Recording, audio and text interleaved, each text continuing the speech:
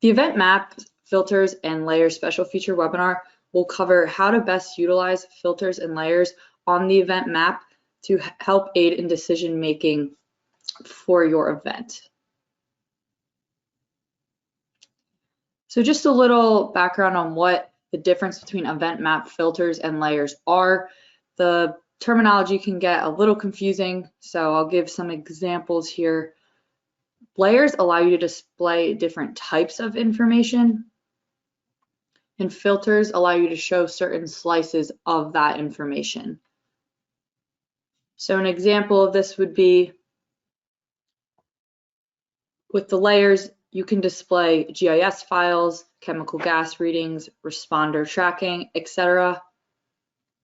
And then the filters will allow you to display chemical gas meter readings submitted within a specific time period, collected by a particular responder, etc.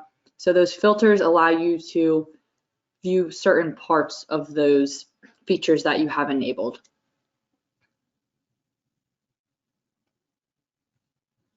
And here's a little visual representation of that. So on the left, you can kind of compare it to a cake here. So we have the different layers on the cake.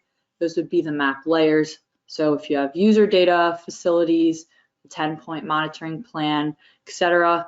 And then when you take a slice of that cake, that represents the map filters. So you can filter to only show data collected by a specific organization, a certain date, high severity level, and other more specific filters such as that. Before we dive into the layers and filters, I wanted to go over some of the basics of the event map to make sure you all are familiar. So every event in CBRNResponder has a corresponding event map. Depending on the event settings, so hazard types or scenarios, different filters and layers may be available. So if it's a chemical only event, you will see just the chemical data types. For example, all responders do have access to the event regardless of their roles and permissions. So even if they just have the most limited permission role of approved data, viewer only, they will still be able to access the event map and view the data. So no need to worry about permissions there. And the event map is a great way to provide a geospatial view of the event data to therefore help aid in decision making. So to navigate to the map, you're going to click that map button from the left-hand side menu in the event space. And here is the general map view that you will see when you open up the map. It will vary, of course, based on the data you have present, but you will see that side menu and the map view. The map header bar at the top contains easy access tools for you to utilize. You can utilize the cert feature here to quickly relocate the map. You can type in a specific address, you can type in coordinates, and you will automatically be redirected to that area. So here I searched Miami, and I was able to quickly navigate to that location. The Quick Views menu is a drop-down that allows you to apply a general set of filters onto the map. So when you open that drop-down, it will give pretty standard different filter options. So here I can click Show Only Approved Surveys, and the map will automatically update to show that. If you do have a set of filters that are specific to you or an organization, and you want to quickly be able to apply those filters without having to adjust them every time you go into the map, you can utilize the Saved View feature. So in this example, I want to only view data that was collected by Christine Alston. And I also want to only view that data that has a low, medium, or high severity type. So I can set that specific filter. I will save that. And if this is a view that I typically want to view, when I return to the map, you can save it. You will enter a name that is descriptive of what that view is. You can choose to make it event specific, meaning that this view is only applied to this event.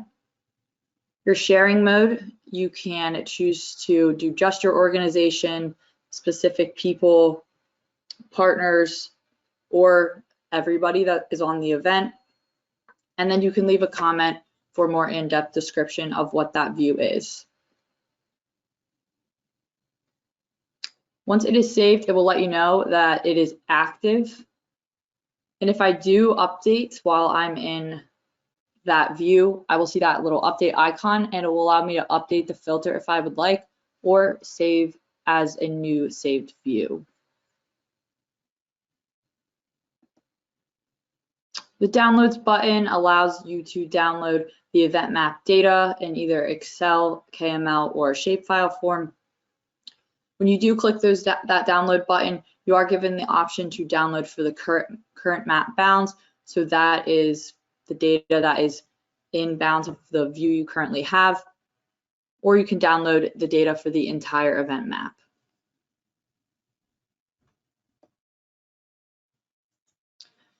If you are unsure of what any of the icons represent, you can use the symbology button. There are a lot of icons on the event map, so it definitely does get confusing at times. So being able to quickly open that up and determine what a specific icon means is a great feature. We also have that little help icon, the question mark icon, that you can view the map basics or view a map tour. The map tour is a quick guided tour that takes you to different parts of the map to view what each of the functions mean. So if you ever need a refresher, you can use both of these as well. And then that refresh button, clicking that will manually refresh the map.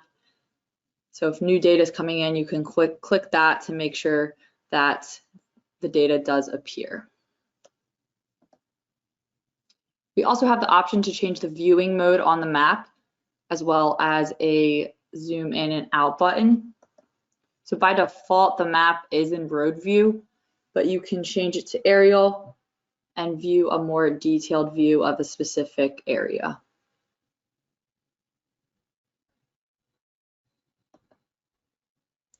So now that we have some event map basics, I'm going to focus on the event map filters. So again, those filters are used to display particular slices of the collected data. You can set as many or as few filters as you would like at a time. If you do export data from the map, the filters you have applied will be reflected on the export. So if you choose to, for example, exclude showing surveys on the map when you export, the export will not contain the surveys. And depending on the hazard type that you have enabled for the event, different filters may be available, like I said. But to apply filters to the map, you're going to expand the filters menu button from the left-hand side menu. That will open up a various amount of filters that you can use to apply to your map. So here, I'll do a quick example of me applying some filters. So if I only want to view data collected by the MRC organization, I can type that in. I can select the date range. You can choose to only show data by a specific responder. And there are various other filters that you can apply here. So certain equipment, if it is an indoor data point, assessment flags, and among others. There are advanced filters that you can set for the survey, samples, analytical results, radiological spectra, and facilities. So you can open that by clicking that button, and then you will see the different more advanced filter types that you can enable. So here, if you want to view only approved radiological spectra and then only show facilities that are a community reception center, you can enable those specific filters here. And whenever you're ready to remove the filters or just readjust, you can use that clear all filters button that is under the Filters tab. Now taking a more deep look into the event map layers. Again, those layers allow you to focus on specific information and data on the map. Layers can be enabled or disabled at any time. And again, this is regardless of your roles or permissions. Depending on the type of event you are viewing, event-specific layers may be present. So if you may have the MPP guidance or the RDD layers, and I will talk about how you can unlock those features in a little bit. So a quick look of what the different layers look like. This menu will always be on the left-hand side of the map. The tabs that say filters, layers, and map options will always be enabled. So those three will always be present. You are not able to disable them. Here you will see the various layers that you can enable on your map. So if you open that layers tab, you will see all the different options that you can toggle on and off. This is what the map would look like with all the layers enabled. So if everything is enabled, it can be difficult to kind of hone in and view certain data. So knowing how these layers can be used along with the filters is very beneficial to view your data on the map. So yeah, just very chaotic with all those different layers enabled. For each layer, you will see a brief description about what the layer will enable you to do, and you can toggle those layers on or off to display or hide that feature. So in this example here, on the left, I have those certain layers toggled on, and then when I close the layers menu, I can see those corresponding menu options have been enabled.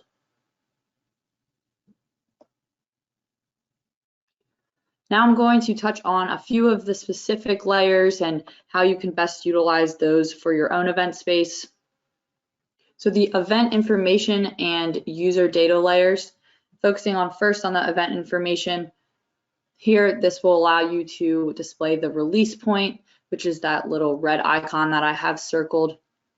And it also will display the location of event partners on your map. So depending if your event does have partners or not, you may not see anything, but it will display those partners in their organization location. The user data layer is probably one of the more important layers. This controls what data types are present on the map. So I will play this video again here. I don't want to view the surveys. I can quickly toggle that off. And now I'm just viewing the observations here. So if there was other data types as well, you would see those. But if you only want to view a specific type or exclude one, that's how you can use that feature. The responders layer, this allows you to display the tracking paths for response users or teams. So if I turn that on, it will open that layer up. And here I can turn on the latest location. I can view specific shifts. And there I can see the path that the responder took while having their location tracked on their mobile device. And then I can view specific information about the number of readings they took, the distance, etc. The facilities layer allows you to view indoor data.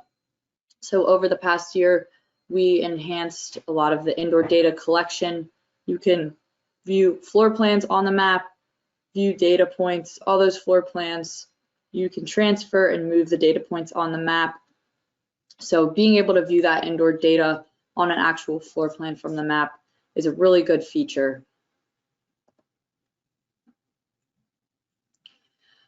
We also have user drawings that can be used to focus on specific areas of the map and the data included in it, and you can highlight those specific points of interest.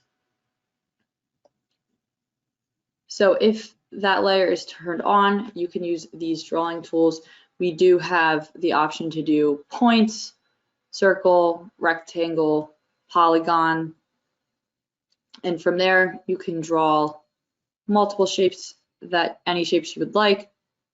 These can represent areas such as shelter in place zones, hot zones, or areas of specific data. You can also use the shapes to designate personnel or field teams to report to specific locations. So you could draw a shape that says Team 1 report here. And you can also drop the points on the map to reflect equipment, buildings, or any other items of interest that are associated with your event.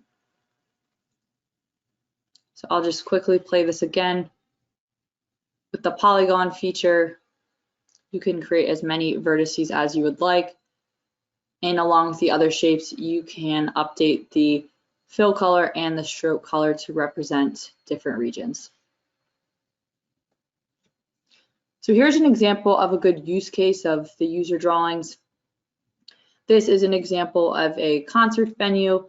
So you can see that the points were dropped to represent campgrounds, the entrance, medical tent, info center. And then the polygon tool was used to draw the different stage crowd areas. So along with those user drawings, it tells you the total area. You can adjust the unit if you would like. The drawing tool is a really good feature to help represent areas on the map. Some other frequently used layers that we have. The assignments layer will show the different assignments on the map at their assigned location. So this can be good if you are a data collector that's responsible for an assignment. You can view where you're supposed to be and collect that assignment. The GIS files layer allows you to display user uploaded files as well as KML, KMZ, and shape files.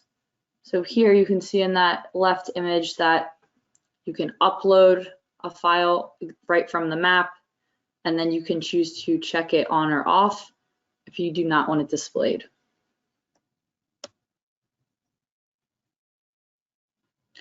We also have the mobile data option for the map. So this contains the mobile surveys data type. This is a RAD only layer, so if it's a chemical only event, you will not see this.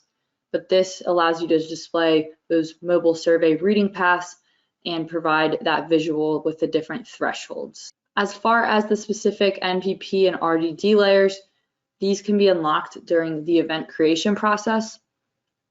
So when you select the scenario, which this is not a required field, but if you would like these layers enabled, you want to be sure to select them. So for the RDD scenario, you will unlock the 1 kilometer transect, the initial hot zone, and the initial shelter in place zone based off of the first 100 minutes guidance.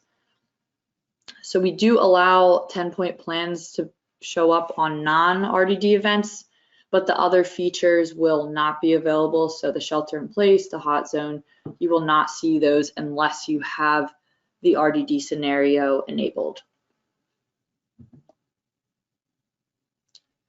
Same for the nuclear power plant. So when you enable that scenario, this will enable the NPP layer on the map, but it will not enable, again, any of the RDD features. This layer is only available for the NPP scenario. So unlike the RDD, the 10-point monitoring plan, this feature will not show up as a layer on non-NPP events.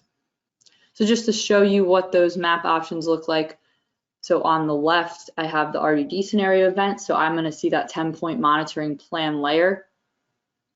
And if I have the NPP scenario selected, I'll see that NPP guidance layer.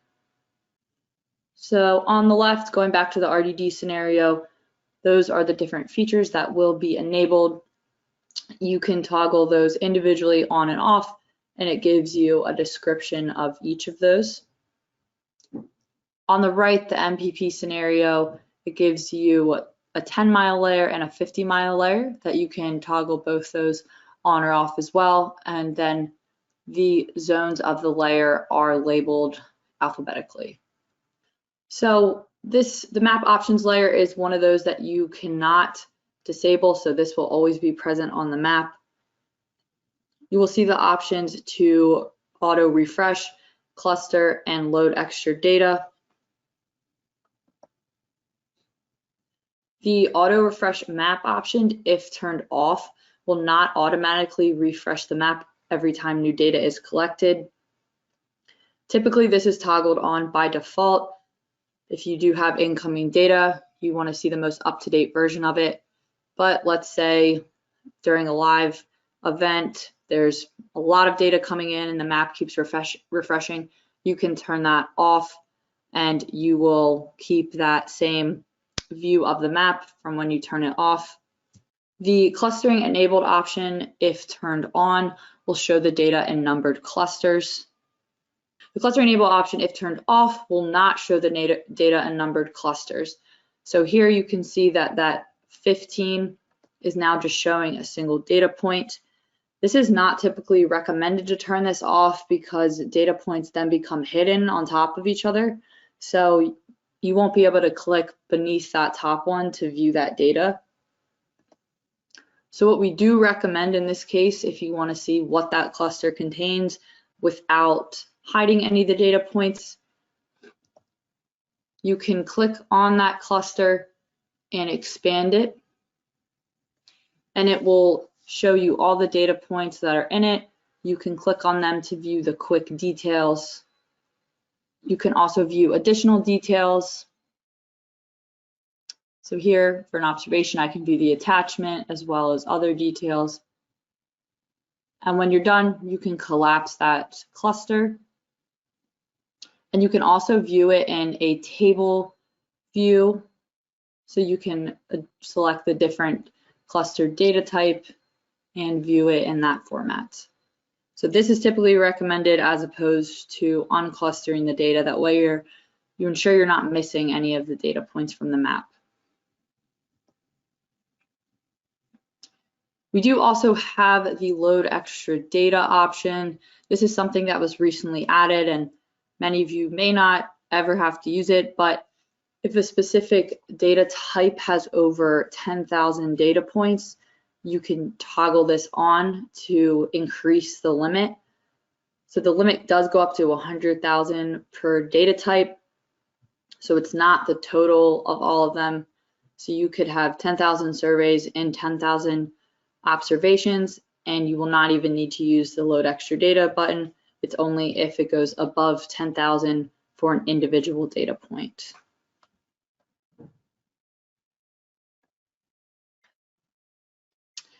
So that wraps up how you can best utilize the event map layers and filters to aid in decision making for your event.